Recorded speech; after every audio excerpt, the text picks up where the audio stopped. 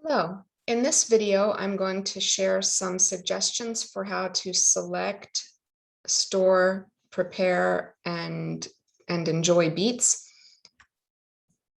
Beets are in season locally right now, through the winter really. They're a storage crop, so you should be able to get them for a while if you're trying to get local beets. So I'm going to offer some suggestions of things that you can do with them that you might not have thought of before, and talk a little bit about things you might want to know about beets that can help you to prepare them and enjoy them to the fullest.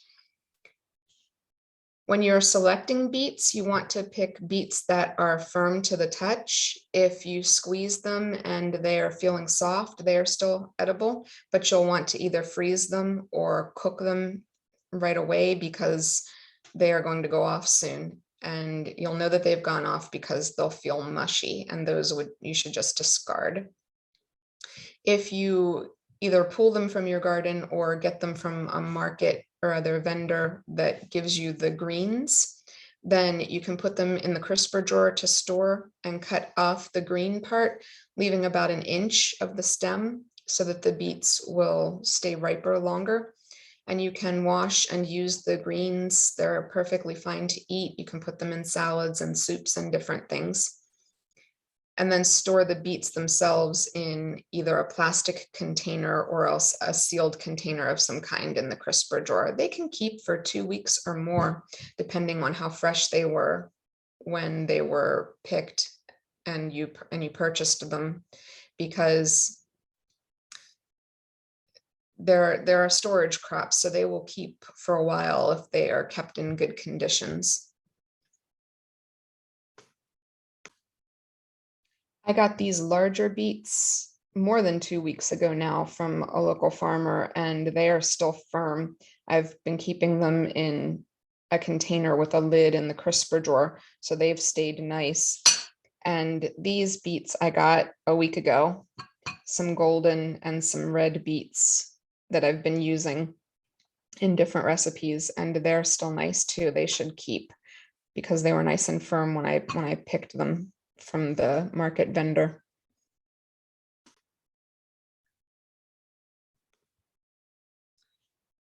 When you are ready to use your beets or freeze them, I recommend, as I usually do, that you wash them in a solution of vinegar and water. If you are planning to keep the skins on the beets, then definitely make sure that you wash them thoroughly.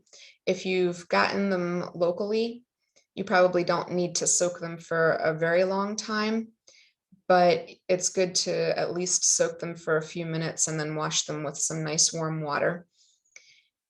If you have golden beets, they are not going to cause too much staining when you prep them.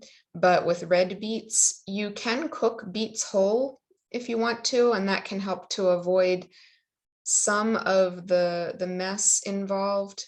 It takes a while if you cook large beets and cook them whole, and if you put them in water, they will lose more of their color.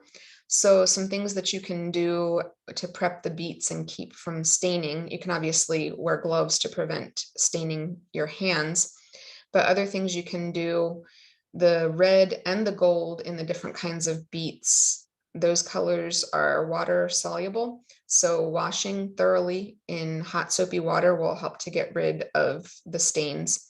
Another thing you can do is you can spread a little bit of oil on a cutting board and even get some on your hands, just a very light amount, and that will help to prevent the stains from sticking because the colors are not fat soluble. So the oil will prevent the colors from getting into your fingernails and sticking to the cutting board, and it would make cleanup a little easier. But you may not want to do that. You have other options, things that you can try to help prevent too much staining and too much messy cleanup. If you want to freeze some beets, these can be frozen raw. So you can just thoroughly wash them and prep them to the point that they would be ready for you to use when you pull them out of the freezer. So peel them if you want to have them peeled.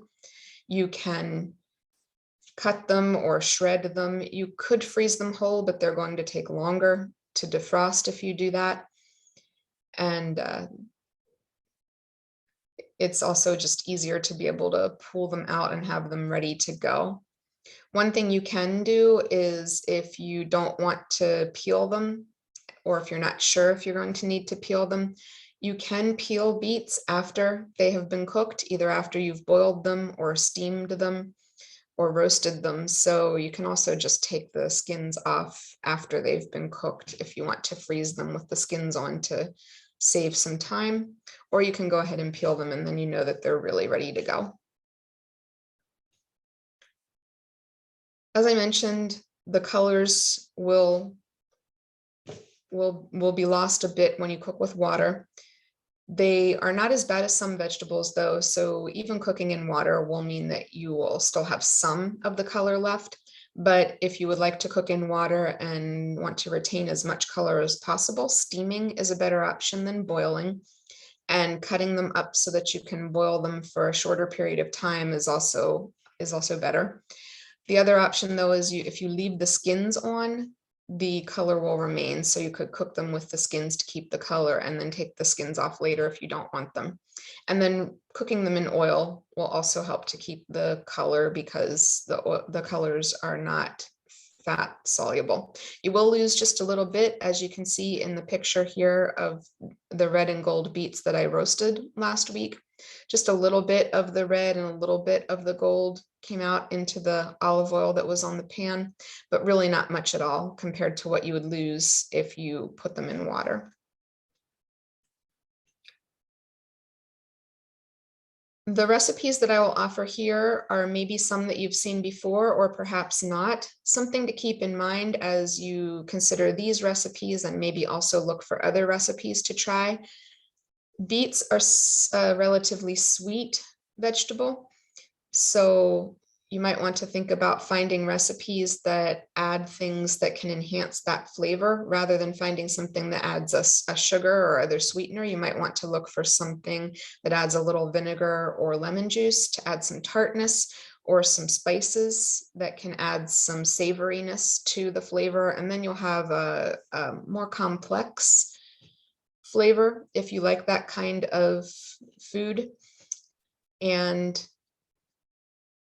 the other thing to think about is that larger beets tend to be less sweet than smaller beets. So you might not need to worry quite as much if you're using large beets about having some kind of sweetener in your recipe, or you might just reduce the sweetener a little bit if the recipe calls for something like maple syrup or brown sugar.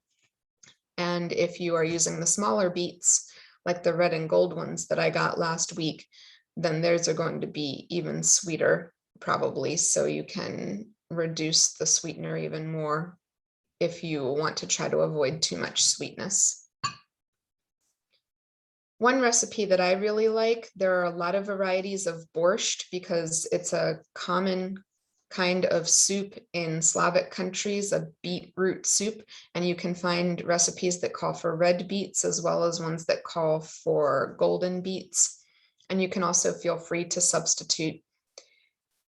Some call for you to put different kinds of vegetables or meats in them. Others call for you to mostly just cook the beets, maybe along with some broth and some onion and seasonings. It depends on what you're interested in and what you like. I like this recipe because it's what I call an anything but the kitchen sink recipe. It's nice in the winter time because you can make a hearty soup with it, with anything that you've got in your fridge or pantry.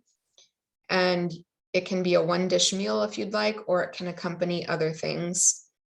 It's great to serve with bread, maybe with a dollop of sour cream if you eat that, or you can just eat it plain. Most of the time, a Ukrainian borscht will call for red kidney beans or white kidney beans, so you've also got protein, but you can add meat if you'd like. You can cook some meat right in it as you would with other soups, or you can add some meat that you've already cooked that you need to use. And the instructions here tell you how to do that. You can play around with it and add different kinds of vegetables. If you don't want to have cabbage in it, you can skip the cabbage and add something else instead.